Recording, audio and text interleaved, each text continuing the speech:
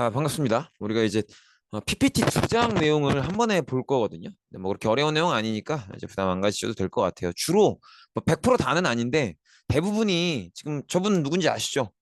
요새 이제 화폐를 잘 안 쓰다 보니까 뭐 조금 이제 저 그림이 익숙한 친구들도 있고 누구지 하는 친구들도 있을 텐데 10,000원짜리에 나오죠. 예, 세종대왕이시죠. 그래서 지금 우리가 두 개의 PPT에 걸쳐서 볼 텐데 100%는 아니지만 대부분의 내용들이 아마 세종대왕의 업적에 관한 내용이 될 겁니다.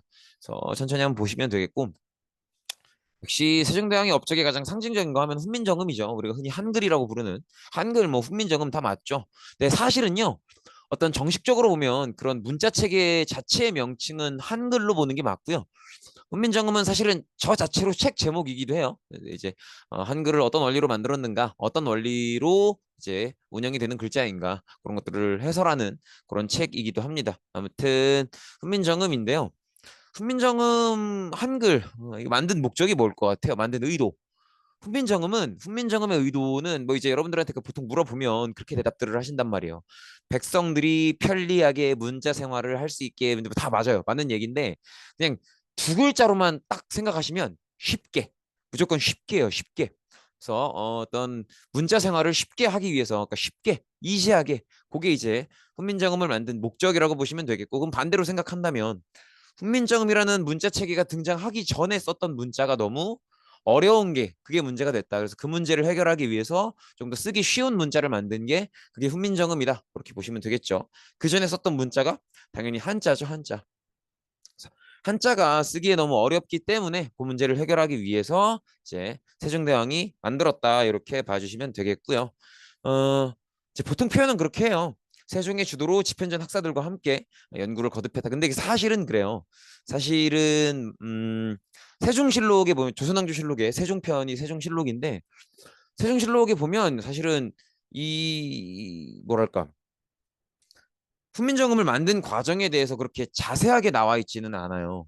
그리고 아마 그럴 거예요. 잘 모르겠지만 아마도 그 왕의 비서기관 역할을 했던 게 승정원이잖아요. 승정원의 관리들이 남긴 기록을 승정원 일지라고 하거든요. 그러니까 승정원 관리들이 왕을 관찰한 기록을 일기처럼 쓴 거죠. 근데 그게 제가 알기로 아마 임진왜란 이전 것들이 다 불타서 없어졌을 거예요.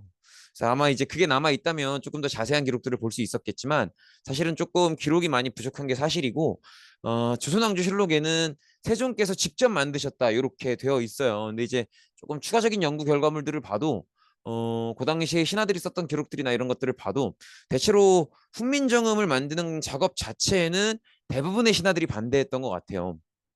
그래서 집현전 학사들도 사실은 대부분이 이제 훈민정음을 만드는 거에 뒤에서 보겠지만 반대했기 때문에 세종이 한글을 만드는 작업에 훈민정음을 만드는 작업에 참여했던 것 같진 않아요.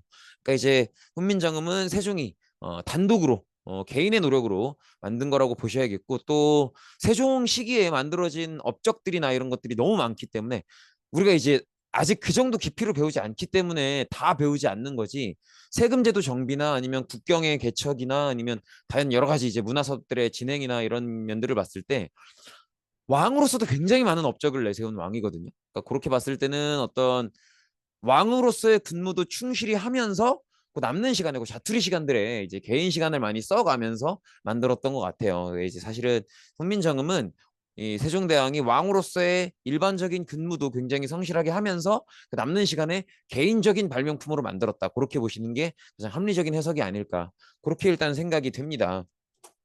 그래서 이제 세종이 개인적인 발명 사실은 세종의 개인적인 발명품이다 그렇게 보는 게 이제 가장 합리적인 해석으로 보실 수 있겠고요. 훈민정음이라고 하는데 이 훈민정음 말 뜻을 혹시 아시나요? 훈민정음?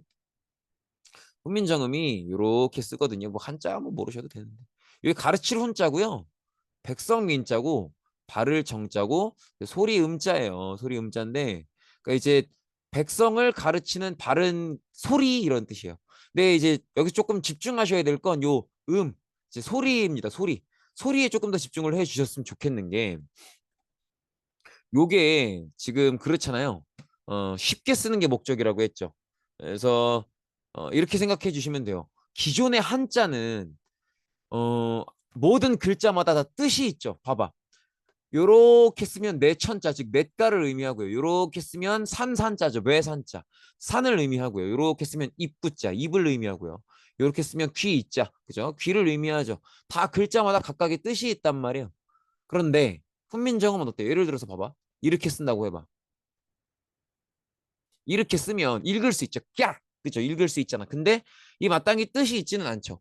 근데 읽을 수는 있죠. 즉 소리에 집중하는 글자라는 거예요. 왜 소리에 집중을 할까요? 이거는 문자죠. 즉 의사소통을 하기 위한 거잖아요. 의사소통을 하기 위한 도구인데 우리가 의사소통을 평소에 뭘로 해요? 말, 즉 말소리로 하잖아요. 말소리. 소리로 하잖아요. 상대방 내 친구가 나한테 하는 이야기를 소리로 듣고 그 다음에 내 뜻을 또 소리로 전달하죠. 결국 의사소통은 가장 기본적인 의사소통은 소리의 주고받음이란 말이에요. 상대방의 소리를 듣고 내가 그 의미를 해석하는 거고, 그죠? 그러니까는 세종대왕 생각에는 어떤 문자 체계는 그 문자 체계를 읽고 소리로서 의미를 해석할 수 있으면 된다는 거야. 그러니까 이 문자를 보고 이 문자가 어떤 소리를 내는 소리, 그러니까 의미인 건지, 그러니까 이 문자를 쭉 보고 이 문자가 어떤 소리를 표현한 문자인 건지를 알 수 있으면 그러면 의미도 볼 수 있다라는 거죠. 그래서 뜻을 표현하는 것보단 소리를 표현하는 게 훨씬 더 쉬울 것이다라고 생각을 했던 거예요. 이해되시겠죠? 그래서 이제 소리에 집중을 한 그런 문자 체계가 훈민정음이고 소리를 표현했기 때문에 표의 문자라고 합니다.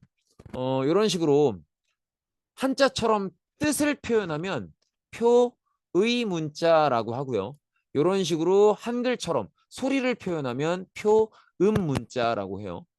이렇게 그래서 소리를 표현하는 표음 문자로서 만들어낸 거죠.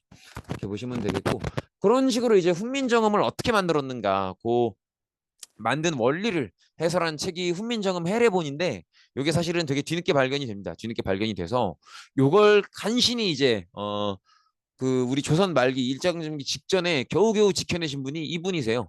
간송 전영필 선생님이라고 이분이 이제 호가 간송이고요. 사실은 되게 금수저예요. 금수저 아저씨인데 이게 집에 돈이 많아. 집에 돈이 많은데 이 돈을 어디다 썼냐면 우리나라 문화재를 지키는데 거의 써요. 그래서 이제 다른 나라로 반출되려고 하는 문화재를 개인 재산으로 사는 거죠. 그래서 저분이 만든 박물관이 간송박물관이라고 있어요. 그래서 간송박물관 가시면 되게 국보급 유물들이 되게 많습니다. 정말 우리 민족으로서는 되게 소중한 문화 유물들이 되게 많은데 이제 그걸 다 지켜내신 분이죠. 그리고 저분이 또 개인 재산을 들여서 또 훈민정음 해례본을 지켜내신 거죠. 훈민정음 해례본이 제가 알기로 두 개가 있는데 그 중에 하나가 저분이 지켜내셔서 저분이 이제 저거는 너무 소중한 유물이기 때문에 이제 국가에 반납을 하셨고요. 그래서 이제 우리나라 역사 연구가들이 저 연구를 통해서 훈민정음이 어떤 원리로 만들어졌는지를 밝혀낼 수 있게 된 거죠. 그다음에 다른 한 분은 어느 분이 개인 소장하셨다가 거기 이제 문화재관리법 위반이라고 해서 이제 국가랑 소송전을 좀 벌였던 걸로 아는데 결과는 모르겠네요. 아무튼 그렇습니다. 그래서 지금 보시면 요게 이제 보시면 뭐 기억은 어떻게 만들고 뭐 니은은 어떻게 만들고 그래서 요건 아마 이제 그 여기 나오는 내용은 용자리에라고 해서 이 기억을 어떻게 쓰는지에 대한 사례를 보여주는 걸 거예요. 뭐 갈, 그다음에 조금 더 소리를 세게 내면 선 하나 더 그어서 그죠?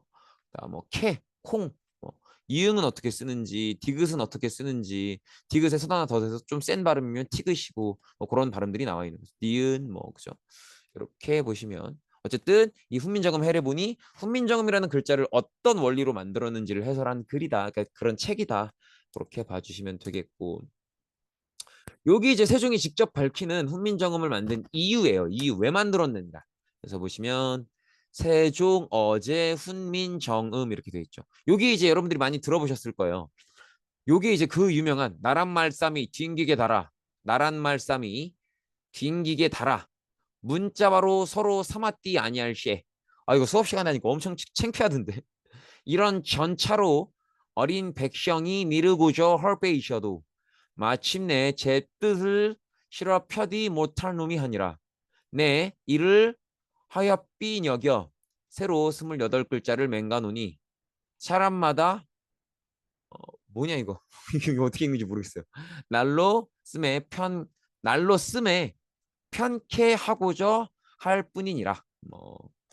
그래서 이걸 이제 좀 쉽게 좀 창피하지 하면 이런 발음을 아무튼 이걸 이제 우리가 이제 이해하기 쉽게 하면 나라의 말이 우리가 쓰는 말이 중국이랑 다른데 근데 이제 이게 문자로 서로 통하지 않는다. 즉 무슨 뜻이냐면 우리가 중국이랑 쓰는 말이 다른데 그걸 글로 표현할 때 한자로 표현을 하잖아요. 그죠? 근데 한자는 중국어를 위한 문자잖아. 그죠? 그러니까는 이 한자는 중국어를 위한 문자인데 우리는 중국어가 아닌 한국어를 쓰니까 말은 서로 다른데 글자는 같은 한자를 쓰려고 하니까 맞질 않는다. 호환이 안 된다는 거예요. 그러니까 쉽게 얘기하면 마치 아이폰 충전기로 갤럭시를 충전하는 느낌이 난다. 중국어를 위한 문자로 우리 말을 표현하려고 하니까 안 맞는다. 그래서 이걸 백성들이 너무 어려워한다. 더구나 또 한자라는 게 글자 수도 너무 많고 생긴 것도 어렵고 그러니까 너무 어려워한다. 그래서 이 백성들이 문자를 쉽게 쓰도록 하기 위해서 쉬운 문자를 내가 만들어 준다. 그게 이제 훈민정음이다. 그렇게 얘기하는 거죠. 그렇게 보시면 되겠고. 그래서 요거를 하나 더 좀 말씀을 드리고 싶은 게 여기 이제 교실 수업에서는 수업 시간이 너무 길어질 것 같아서 말을 못했던 건데 사실은 집현전 학사들을 중심으로 한글을 만드는 것에 대해서 반대가 되게 심했어요. 왜냐면 이제 이런 느낌이에요. 이따가 이제 왜 반대하는지 이유를 다 보여드리겠지만 기본적인 태도는 사실은 문자가 어렵다라는 게 그 문자를 공부를 열심히 한 지배층들한테는 되게 좋은 거예요. 왜냐면 중요한 정보들을 독점할 수 있다고 생각하거든. 이해되시겠죠? 되게 중요한 정보를 한자로 써놓으면 지배층들은 한자 공부를 열심히 했으니까 그걸 내용을 이해한단 말이에요. 근데 이제 지배를 당하는 일반 백성들 입장에서는 한자를 모르기 때문에 저게 뭔 소리인지 몰라요. 봐도 몰라. 그러니까 이제 되게 중요하고 핵심적인 정보들을 독점할 수 있다. 그러니까 이렇게 생각하시면 돼요. 예를 들어서 이거 되게 참 잔혹한 얘기인데 몇 월 며칠 몇 시쯤에 북한군이 수도권을 어마어마하게 폭격을 할 거래요. 그런 이제 문서가 내려왔어. 문서가 내려왔는데 이게 한자로 써져 있는 거예요. 그러면 지배층들 입장에서 이거 백성들한테 알려주고 싶어 할 것 같아? 안 알려주고 싶어 할 것 같아요? 안 알려주고 싶단 말이에요. 왜냐면 기본적으로는 봐봐. 다 알려주면 다 알겠죠. 그러면 다 내려갈 거 아니야. 그럼 얼마나 복잡하겠냐고. 그러니까 우리만 알고 빨리빨리 도망 내려가고 싶은 거지. 조금 극단적으로 잔인하게 얘기하면 이렇다는 거예요. 그러니까 사실은 되게 중요하고 핵심적인 정보들은 지배층이 자기들만 알고 싶기 때문에 그런 것들을 되게 자기들만 알 수 있는 방법 중에 그러니까 이를테면 암호처럼 쓰는 거죠. 한자를. 이게 약간 지금 우리나라 문화 중에 조금 남아있다고도 볼 수 있는 게 우리나라가 세계 되게 학문의 첨단에 있는 가장 최첨단의 가장 최신 학문 결과들 있죠. 다른 나라 연구진들이 발표하는 그런 것들을 번역을 잘 안 해요. 그러니까 이제 네가 그거 공부하고 싶으면 네가 그 언어 배워라 이거예요. 그러니까 마치 그런 언어들이 암호처럼 쓰이는 거죠. 예를 들어서 이런 식이야. 되게 물리학의 최신의 학문 연구 결과가 독일에서 나왔어. 그러면 그거를 누군가가 번역을 해주면 우리나라 물리학도들도 공부하기 좋을 거 아니에요. 근데 번역을 잘 안 해요. 네가 그게 궁금하면 네가 독일어 공부해라 이거죠.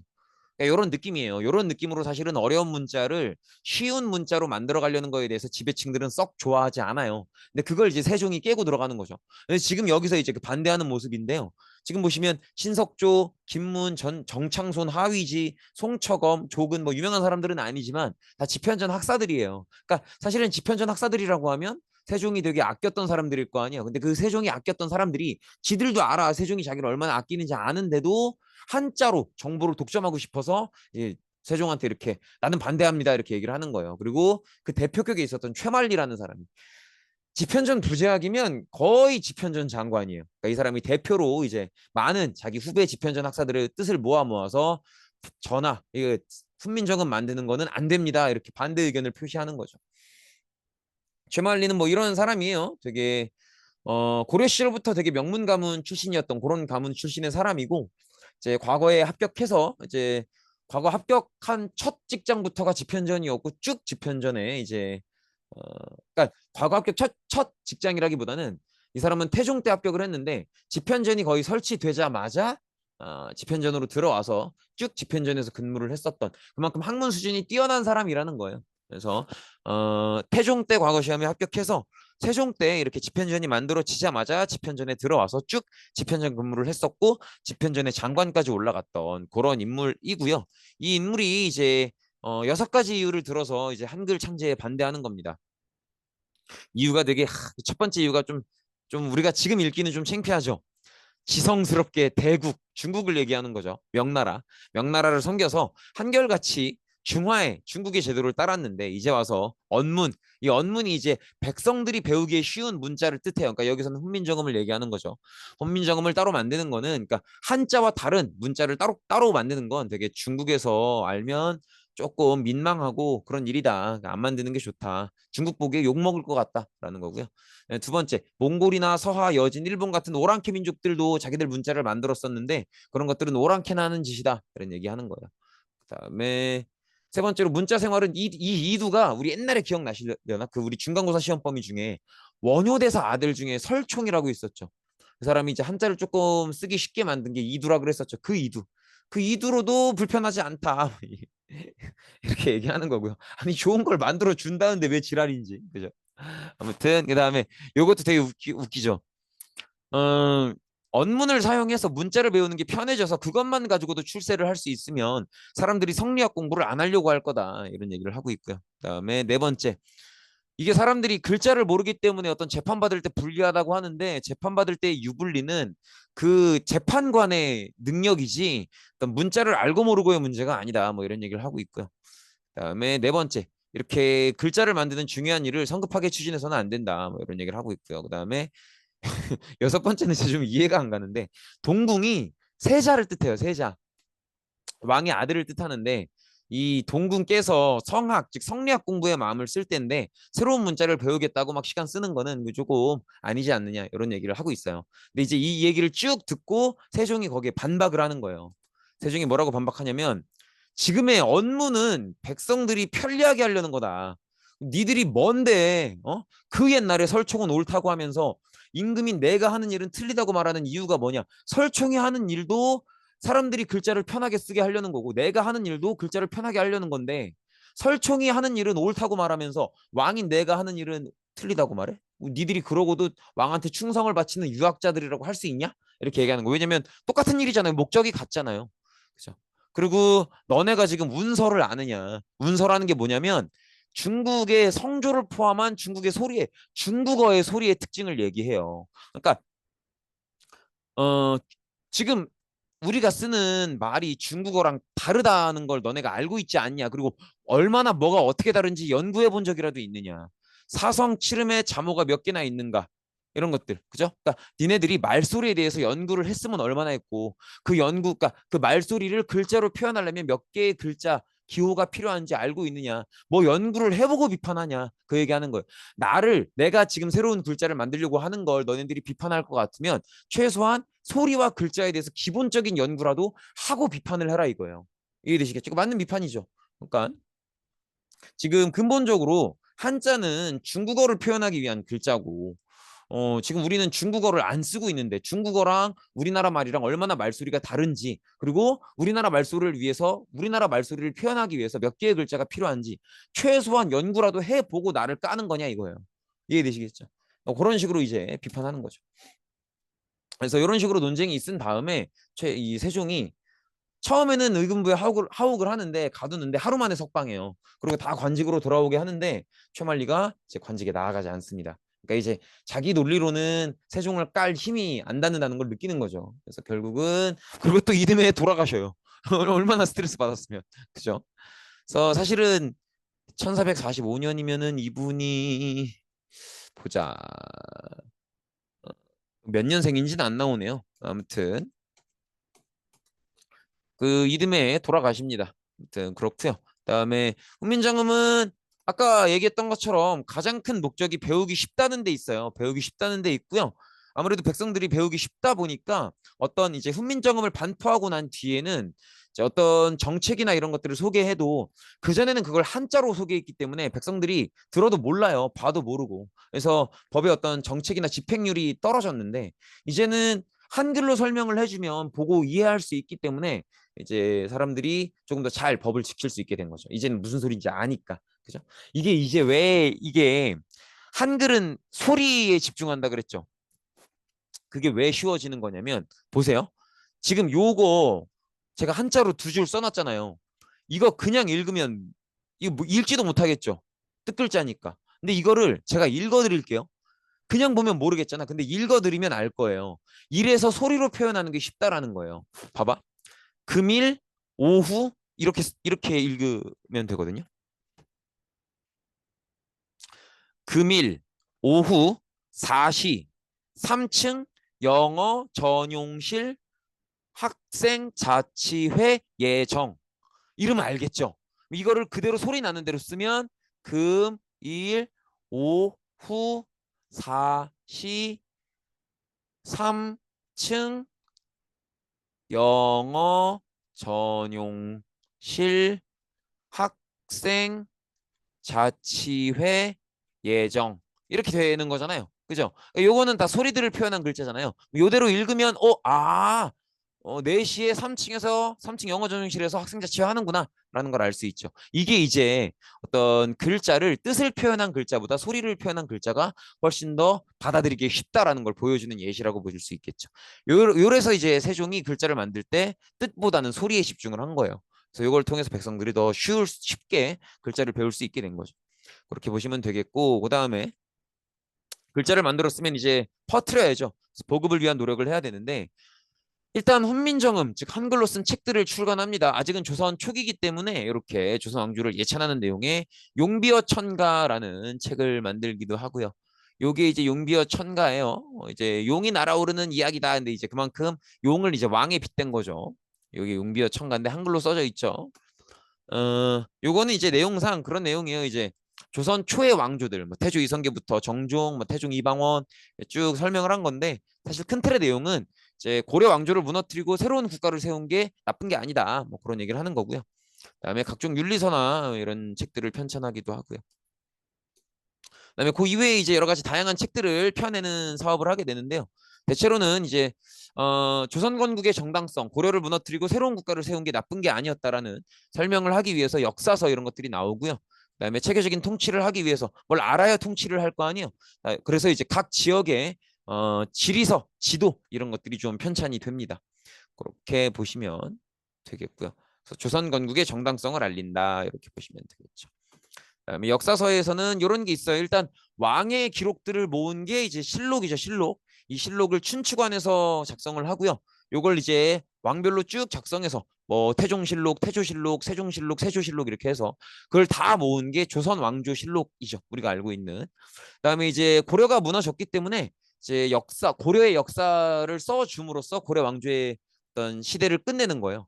그래서 고려 역사책을 쓴 게 이제 고려사 저료고요. 고려사가 이제 되게 많은 내용을 담은 거고요. 고려사 내용 중에서 중요한 내용, 핵심 내용을 뽑아서 따로 정리한 게 고려사 저료라고 보시면 되겠고요. 그다음에 동국통감은 이제 우리나라 최초의 우리 민족 최초의 국가인 고조선부터 조선 전까지 모든 나라들의 역사를 쭉 이제 고조선 뭐 부여구로 옥조 동해사만 뭐 그다음에 삼국시대 뭐 쭉 다 쓴 게 동국통감인데 저 동국이 이제 중국을 기준으로 동쪽에 있는 나라라는 뜻이에요. 그러니까 우리나라를 뜻하는 거죠. 동국이고요. 그다음에 통은 통째로, 그다음에 감은 거울 감자인데 돌아본다는 의미가 있어요. 그래서 이제 보통 역사책 제목에 감자가 많이 들어갑니다. 그래서 이렇게 동국통감. 그래서 우리나라의 역사를 통째로 다 쓴 게 동국통감이다. 그렇게 봐주시면 되겠죠. 그렇게 보시면 되겠고요. 그다음에 의례서로는 이제 예의에 관한 이야기인데 국가 행사를 적은 게 국조오례입니다. 국가에서 치르는 다양한 국가적 행사를 적은 책이고요. 그다음에 삼강행실도는 일반 민중들이 지켜야 되는 예절, 부모님께 지켜야 되는 예절 아니면 뭐 이제 양반을 만났을 때 지켜야 되는 예절이나 뭐 이런 것들 담은 책이고요. 삼강행실도는 한글로 쓰기도 하지만 자세히 보시면 한글로 쓰고 있죠. 한글로 쓰기도 하지만 뭐랄까 조금 이해를 더 쉽게 하기 위해서 이런 식으로 그림을 넣기도 합니다. 그렇고 좀 특이한 게 이제 연려에 대해서도 되게 강조를 많이 해요. 그러니까 이런 거 이제 일부 종사한다 그러는데 이제 한 명의 남편에게 이제 의리를 지켜야 된다는 거죠. 그래서 조금 일찍 남편을 여의더라도 이제 남편을 위해서 재혼하지 않는 뭐 그런 것들을 이제 연려라고 하죠. 아무튼 그렇고요. 그다음에 지도는 뭐 이제 팔도도 뭐 혼일강리 역대 국도지도 이런 게 있는데 팔도도는 우리나라를 그린 건데 사실은 여러분들이 이제 팔도도라는 이 제목을 처음 보셔도 저거는 조선시대 때 만든 지도겠다라고 느낌이 오셔야 돼요. 왜냐면 팔도를 그린 그림이라는 거잖아요. 이제 우리나라 전체 영토를 8개의 도로 나눴던 시기가 조선밖에 없기 때문에 처음 보셔도 조선시대 때 만들어진 우리나라를 그린 지도겠구나라고 파악을 하셔야죠. 그다음에 혼일강리 역대 국도지도는 요거 태종 때 만들어지는데요. 이렇게 생겼어요. 딱 봐도 아시겠죠? 요게 이제 조선이고요. 요게 이제 조선을 얘기하고요. 그다음에 요게 이제 중국이죠, 중국. 그다음에 요게 아라비아 반도, 그다음에 요게 이제 아프리카입니다, 아프리카. 아라비아 반도랑 아프리카는 있다는 건 어떻게 들어서 알고 있는데 잘 모르기 때문에 잘 몰라서 이렇게 대충 그리는 거예요. 그다음에 의외로 요게 일본입니다. 일본에 대한 어떤 무시하는 그런 태도가 들어가 있죠. 그래서 이렇게 크게 보면 뭐 요렇습니다. 그죠? 그래서 우리가 일단은 되게 중국 중심적으로 생각을 하고 있다라는 것도 좀 알 수 있고요. 그다음에 또 뭘 할 수 있습니까? 좀 세계에 대해서 아직은 인식이 굉장히 부족하다라는 것도 알 수 있죠. 지금 아메리카 뭐 거기는 아예 안 나오고 있죠. 그렇게 볼 수 있겠고요. 그다음에 지리서는 일반 지도랑 다르게 그 지역에 대한 정보, 뭐 인구는 대충 얼마쯤 살고 주로 어떤 게 생산되고 뭐 어떤 유명한 사람이 나왔고 뭐 이런 것들을 정보를 적은 게 지리서예요. 그래서 이제 이런 책들이 유명합니다. 세종실록 지리시나 동국여지승람 이런 것들이 유명합니다. 저거만 두시면 됩니다. 그렇고요. 그다음에 다음 PPT로 넘어가 보도록 하죠. 두 번째 PPT인데요. 세종은 사실은 그래요. 세종은 집현전 만든 거 빼고는 나머지는 그 업적이 대체로 과학에 집중돼요. 굉장히 과학에 집중되는 모습을 볼 수 있고 이게 이렇게 할 수 있었던 게 사실은 아버지 태종 때 왕권을 강화해 놨기 때문에 그 강화되고 안정된 왕권 토대 위에서 이제 본인이 하고 싶은 거 하는 겁니다. 그래서 이렇게 굉장히 과학에 집중하는 모습을 보입니다. 다 과학이죠, 뭐 전문현상, 농업기술, 인쇄술, 의학, 국방기술 뭐 다 결국은 과학에 대한 이야기죠. 특히나 이 역법이라고 하는 건 요 역자가 힘역자가 아니고요. 힘역자면은 뭐 물리학이겠죠. 근데 요 역법은 요렇게 쓰는 달력 역자예요. 달력 역자. 그래서 달력을 근데 이제 달력을 만드는 게 생각보다 쉽지 않거든요. 수학에 대한 되게 깊이 있는 이해가 있어야 달력을 만들 수 있어요. 그래서 이제 그걸 얘기하는 거죠. 천천히 보시면 일단은 천문현상민 역법을 얘기를 하고 있는데 태조 시기 때 세종 전에 태조 이성계 때 이미 별자리에 대한 관심이 많아서 고구려 시대 때 만들었다는 천문도가 이때까지는 남아 있었다고 해요. 그래서 그걸 참고해서 천상열차 분야지도라고 하는 별자리 그림입니다. 별자리 그림인데 이걸 이제 이때 만들게 되죠. 조금 자세히 크게 보면 이렇게 생겼습니다. 이렇게 생겼고 요게 지금 각 시간대별 뭐 시기별을 얘기해요. 그래서 각 시기별 시간대별 이제 별자리를 그려놓고 있는 거죠. 그다음에 요게 이제 아마 은하수를 표시한 걸 겁니다. 요게 이런 모습을 볼 수 있고요. 그다음에 드디어 세종시기인데요. 하늘을 관측하는 기구로 이제 혼천의 간이 이런 게 있어요. 요게 이제 혼천의 간이고요. 그다음에 앙부일구, 자경루 이런 것들은 시간을 측정하는 기구죠. 뒤이어서 큰 사진이 나올 건데 그때 한번 보기로 하죠. 그다음에 이런 것들을 바탕으로 해서 드디어 이제 달력을 만드는 그런 수학 계산법을 이제 우리나라를 기준으로 달력을 만드는 그 측정 계산법을 완성해냅니다. 그게 칠정산이에요. 그래서 이렇게 사실은 달력을 만들 때는 달력이라고 하는 게 결국 해가 뜨고 지는 걸 하루를 기준으로 삼아서 그 날짜를 세워 나가는 게 달력이잖아요. 그렇기 때문에 이제 우리 지역, 내가 살고 있는 지역을 기준으로 관측해서 달력을 만드는 기술이 되게 중요한데 우리가 조선 세종 전까지는 그게 완성이 안 돼 있었어요. 사실은 이제 중국의 달력을 계속 빌려 쓰는 상황이었거든요. 뭐 당나라 때는 선명령, 뭐 중국 명나라 때는 대통령 뭐 이런 식으로 쭉 빌려다 쓰는 상황이었는데 원나라 때는 수시령 뭐 이런 식으로 빌려다 쓰는 상황이었는데 드디어 조선 세종 때 이르러서 이제 한양을 기준으로 측정한 그 값을 토대로 하는 달력을 만든 거예요. 그게 그리고 그 계산법을 완성한 거죠. 그게 이제 칠정사안이라고 보시면 됩니다. 그렇고요. 그다음에 여기 이제 칠정산, 요 오른쪽 아래에 있는 게 칠정산입니다. 그렇고요. 그다음에 여기 이제 혼천이 간인데 사실 저거 요걸 이용해서 이제 하늘을 관측한다라는 건데 좀 이해하기가 힘들더라고요. 조금 찾아봤는데 기본적으로 이제 요걸 도형화한 거라고 하더라고.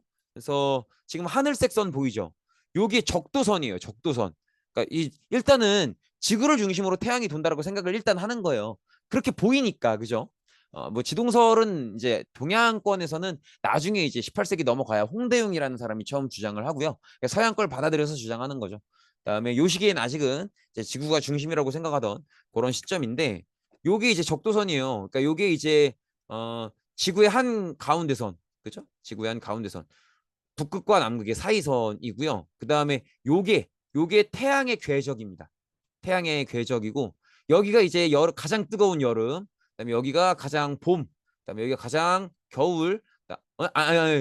뭐라는 거야? 여기 동시 여기가 겨울이고요.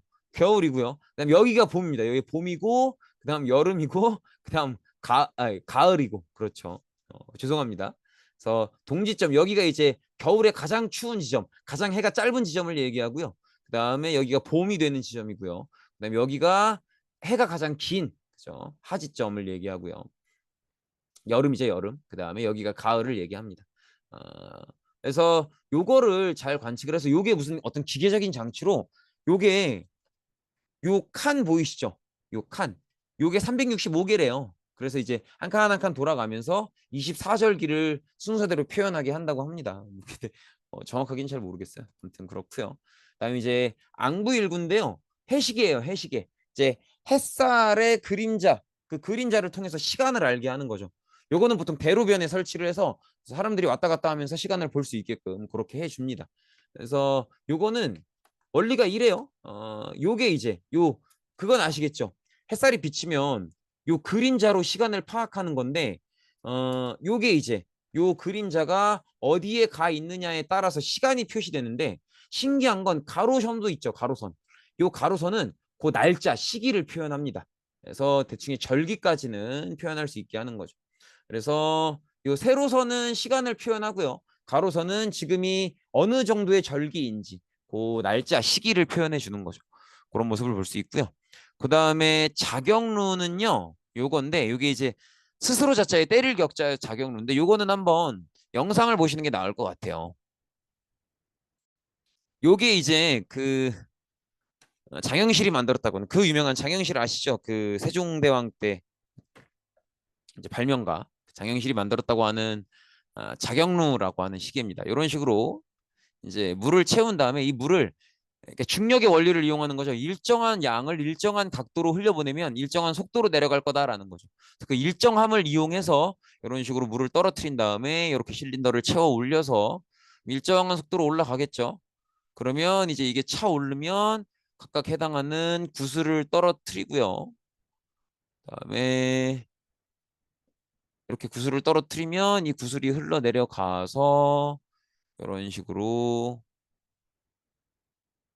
일정한 숟가락을 딱 건드리면 이게 또 구슬을 흘러내려가게 하고 이 구슬이 이제 종을 때려서 울리게 하는 그런 원리라고 보시면 되겠죠.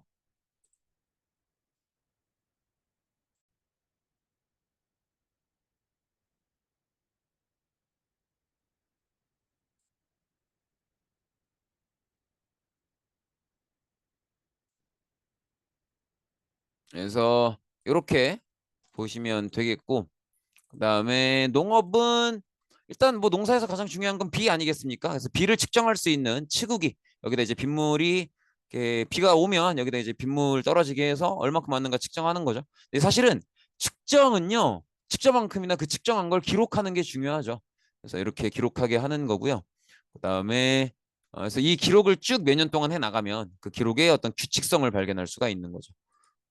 그렇고요. 그다음에 우리나라 실정에 맞는 농사직설 이 책인데 이건 이렇게 이해하시면 돼요.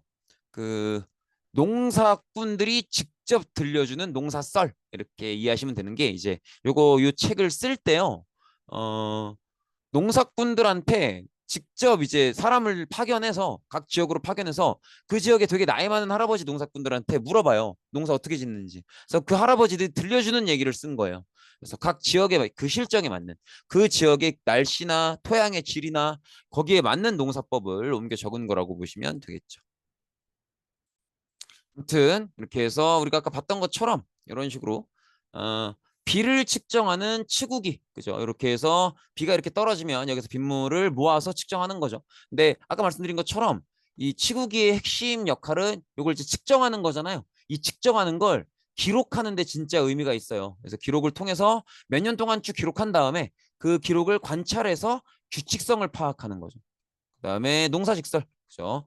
농사꾼이 직접 들려주는 농사썰 그죠? 그래서 각 지방에 나이 많으신 농사꾼들에게 직접 좀 물어봐서 이런 식으로 이제 방법을 배우는, 그래서 그 내용들을 모아서 쓴 책이 농사직설이죠. 그래서 각 지역의 어떤 날씨와 그 지역의 토양과 그런 것들에 맞는 농사 기술을 알려주는 그런 책이라고 보시면 되겠습니다. 그렇고요. 그다음에 인쇄술인데요. 인쇄술은 보시면 이렇게 보시면 어떻게 쓰는지 알겠죠. 어떻게 만드는지. 어, 이런 식으로 작은 한 글자 한 글자에 해당하는 걸 만들어서 이런 것들을 이제 여기다 끼워 넣는 거죠. 끼워 넣어서 이제 다 만들었으면 나 이제 고정시켜서 여기다가 이제 잉크를 발라서 먹이죠, 먹. 잉크를 발라서 종이에 찍어내면 이제 책장이 되는 거죠. 그래서 그런 것들을 모아서 책자를 만드는 거죠. 근데 이제 어쨌든 인쇄술이 발달한다는 건 책을 쉽게 만들 수 있는 거니까 책값이 싸지겠죠. 책값이 싸진단 말이야. 책값이 싸지면 이제 그렇게 부자가 아니더라도 이제 공부를 할 수 있는 거예요. 지식이 보급되는 거죠. 그래서 확실히 조선이 뭐가 있냐면 고려시대보다 확실히 인쇄술이 발달하기 때문에 책값이 싸요. 그래서 관직에 진출하는 가문의 숫자가 늘어납니다. 즉 과거에 그닥 그렇게 명문가가 아니었어도 그냥 일반 농민의 가문이었어도, 예를 들어서 내가 그냥 일반 농민인데 내 자식들 중에서 한 명이 되게 공부에 재능이 있어. 그러면 농사는 내 다른 아들들이랑 나랑 열심히 짓겠다는 거야. 그래서 우리가 열심히 농사 지어서 책 사줄 테니까 너는 공부하라는 거죠. 그렇게 해서 일반 농민 중에서도 이제 누가 한 명 천재가 나오면 걔한테 책을 사다 줄 정도가 되는 거예요. 왜? 책값이 싸졌으니까. 그렇게 해서 이제 어떤 농민 가문들 중에서도 관직에 진출하는 그런 사례들이 나오는 거죠. 그런 모습을 볼 수 있고요. 그다음에 이제 의학은, 약에서는 향약 집성방이 있고 의학에서는 의방유취라는 백과사전이 있는데, 향약 집성방은 이제 어, 가장 좀 흔한 재료들, 정말 길에서도 흔하게 볼 수 있는 것들, 그런 것들을 소개하는 그런 책이에요. 그래서 좀 백성들이 아플 때 너무 비싼 약재, 너무 구하기 힘든 약재 이런 데 의지하지 말고 조금 정말 이제 뭐 상추 이런 것처럼, 고사리 막 이런 것처럼 되게 흔하게 구할 수 있는 약재들을 알려줘서 부담 없이 싼 가격에 병을 치료할 수 있기를 바라는 마음에 썼던 책이라고 보시면 되겠고, 그다음에 신기전과 화차는 요거는 설명을 보시는 것보다는 사진으로 보시는 게 나아요. 요게 이제 신기전인데, 이 화살 같은 거 요게 신기전인데, 이게 어떻게 하는 건지 알겠죠? 보시면 요게 요게 화살이잖아요.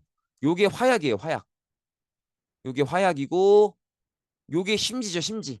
여기다 이제 불 붙이면은 쭉 타들어가서 여기까지 오면 이게 화약이 빵 터지겠죠. 그럼 이제 쭉 날아가는 거지. 그런 것들을 막 거의 막 몇백 개씩, 몇백 개까지는 안 되고 몇십 개씩 박아놓은 게 요게 화차입니다. 요게 화차예요. 그래서 요거 영상으로 보시면 볼만해요. 나름대로. 이렇게 보시면 어, 이런 식으로 화차인데 레인지가 500야드라고 하는데 500야드면 500m 조금 안 됩니다. 이렇게 어, 보시면 이렇게 돼 있죠. 이렇게 돼 있는데 보이실지 모르겠는데, 아이고, 에이, 아이 참,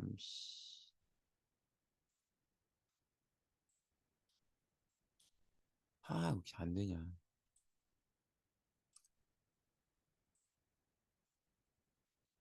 보시면 보이실지 모르겠는데 요 하얀색 삐져나온 줄 있죠. 요게 심지입니다. 요게 심지고, 그다음에 쭉 보시면 여기 지금 반지 낀 손으로 잡고 있는 게 그게 이제 화약에 해당하는 부분이죠. 그래서 이런 식으로 일본군을 무찔렀다 뭐라는 건데, 보시면 여기 이제 적이라고 설정해 놓은 거고요. 그다음에 요 심지에다가 이런 식으로 불을 붙이면 이제 심지가 쭉 타들어가죠. 쭉 타들어가서 이제 발사되기 시작합니다. 바바바바바바바바바바바바방. 어이, 우렁차게 날아가네요. 다다다다다다다다다다다다다. 그죠? 효과음을 입으로 내려니까 좀 창피하네요. 아무튼 그렇습니다. 이런 식으로 전개가 된다는 거죠. 이만큼 봤으면 됐지 뭐. 멋있네요. 요게 조금 아까 봤던 무기가 그 신기전이 좀 의미가 있는 게 최신 무기에도 어느 정도 아이디어를 제공하지 않았을까 싶어요. 지금 요 무기인데 여기 이제 다련장 로켓인데요. 봐봐. 뭐가 달라요? 그잖아. 크기가 커지고 힘이 세진 거지. 똑같잖아요. 여기 보세요. 똑같죠? 그죠? 어이, 잘 날아가네. 그죠? 그래서 이런 되게 현대식 무기에도 되게 유사성을 보이는 그런 무기라는 거죠. 아무튼 그렇고요.